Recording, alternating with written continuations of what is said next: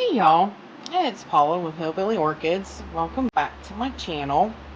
I hope everybody's having a great day. This is technically Easter. I'm not sure when I'm going to air this, but it is Easter, so I hope everybody's having a really great day. But I hope every day, I always hope every day is a great day for all my orchid friends. I really do. Now, all this mess here in front of you is on account of I am potting up catasetum bulbs.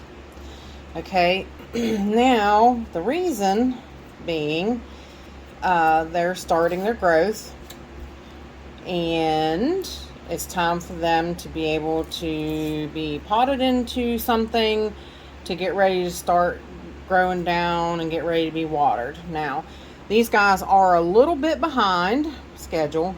This one's way smaller, but they are definitely behind schedule. And I'm going to pot these two up a little different. They're the same plant. They are Sonochi's Tiawan Gold Orange. So I'll put one of my pictures up. This thing blooms for me really well.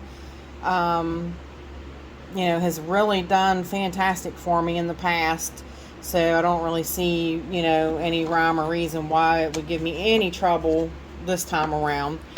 But I'm sort of kind of going to do them P.E.T. with what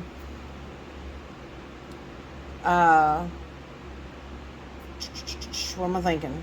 It's sort of P.E.T. with like the lava rock and such in the bottom, and then I'm going to pot it with media in the middle, a little bit of fertilizer in the middle, and then go from there. And the outer pot that I'll set them in will be where I keep my water reservoir for them to soak up their water. It's sort of like PET, but it's kind of or semi-hydro, or however you want to say it. It's sort of along the same lines. Basically, this pot will be sitting in water with the media there, so it should work out to be about the same. So, and I hate. I was trying to find. I bought 2 sets of chopsticks because they're fiberglass. I hate using dowels, but after it establishes its roots, you can usually take the dowels off. But the dowels will mold. They really will, especially once you start watering them. They can really tend to mold really bad, and that really bothers me. I don't like that to happen. But basically, you put a good bit of this is mica and lava rock mixed in the bottom of the pot, which is probably just actually a little too much. Oh, and actually these pots, these are the ones, and I'm giving them a try. These are the ones that I just got from the orchid supply store, but he doesn't have any more. But I do want to shout out there that he's getting in a large supply of pots really soon. So he is definitely going to have bunches of pots. So, and I am actually using some of the horticultural charcoal in here as well. I just have, and that came from him, and it's really great stuff. I just haven't opened it and used it yet. I opened it when I got it, but I haven't actually released that video yet for y'all to see either. This is really nice charcoal.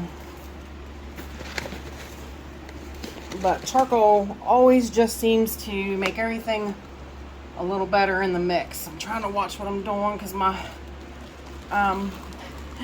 plant back there.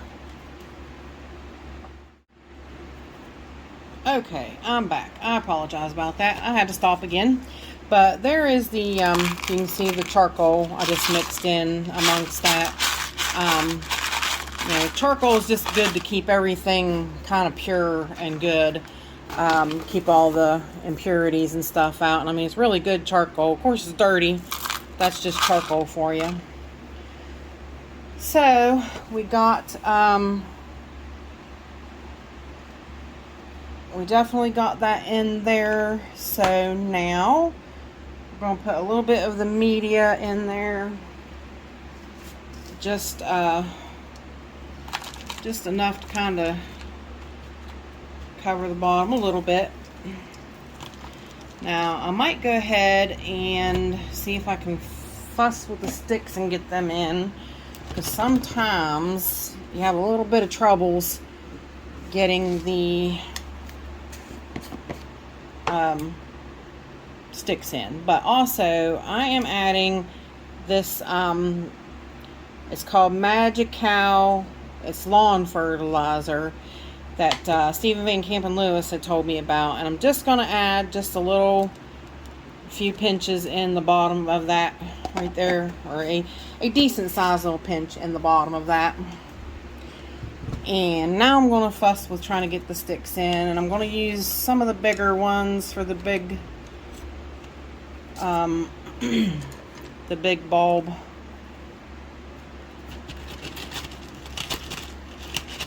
So, and I'll tell you, it's kind of flat. I might not need, sometimes you only need 2, but sometimes you need 3 to kind of TP it, sort of, to make it stable in the pot.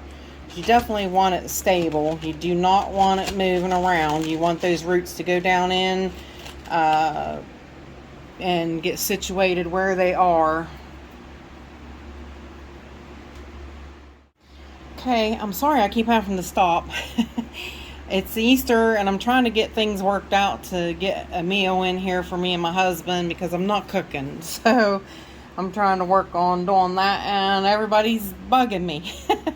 But you gotta bug me in order to, for me to have my meal, so why not bug me? But I do apologize for the start, stop stuff. So now, since this one has a little bit of a nubby on it there, what we're going to do is we're going to be very careful and not knock that around. We're going to watch that growth nubbin, because it's really seriously out there now. She's really growing good.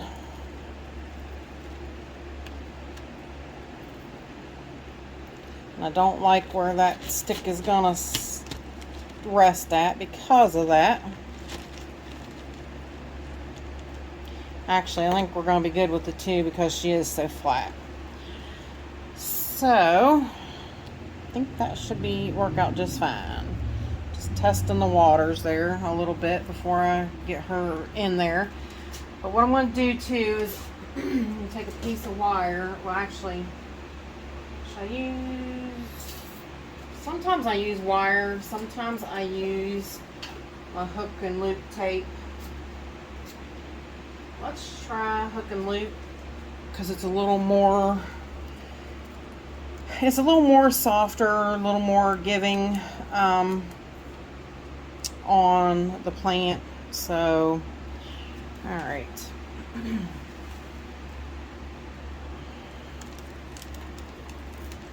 Now I want to make sure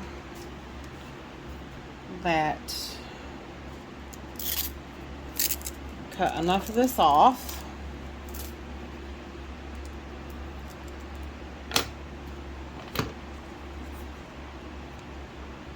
that I can wrap it around the bulb and the sticks.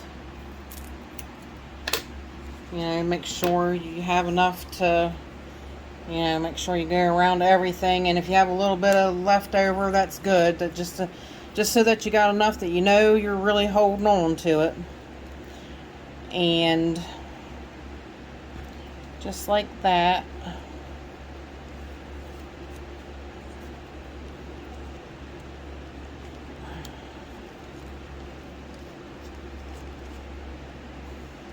And I actually did a lot.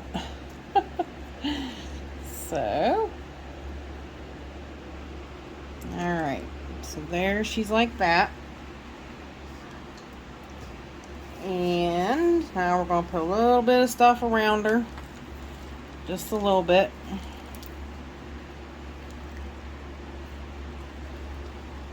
To also help stabilize her in there. And of course you want the media to come up to the roots, because it kind of, you know, they kind of sense that, and then they know where to go. They know it's really time to start growing down in the roots. So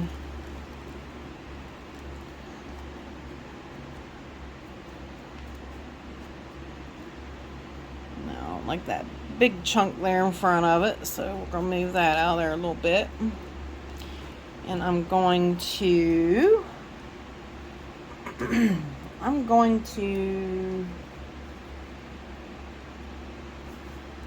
throw a little bit finer stuff right there in front of it, because of, you know, the roots being so tender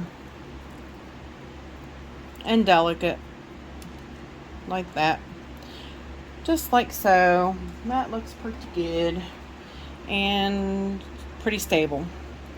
So there she is, potted up in there and ready to just leave her sit now till probably, most people do not start watering these guys till around Memorial Day. So and I'll get her put into another pot, and like I said, that pot will be waterproof so that I can leave her in a reservoir for when her roots get down to the bottom of there and she starts growing good. But basically, and you know, that's about it. So basically that's all I'm going to do. The same, you know, you don't want to sit and watch me probably pot that one up, so it's the same thing all the way around for that plant. So let me see, hang on one second, I'll be back. Alright, I am back. I wanted to make sure to show you the final product, you know. I mean, basically it's going to go into a pot like that, and then the water will stay in here, so that whenever that plant, it's just going to sit in sort of like a semi-hydro kind of setup. But I'm going to grow this one like that this year and see how it does. So with that said, I appreciate y'all stopping by and hanging out with me, and bye for now, y'all, till we meet again.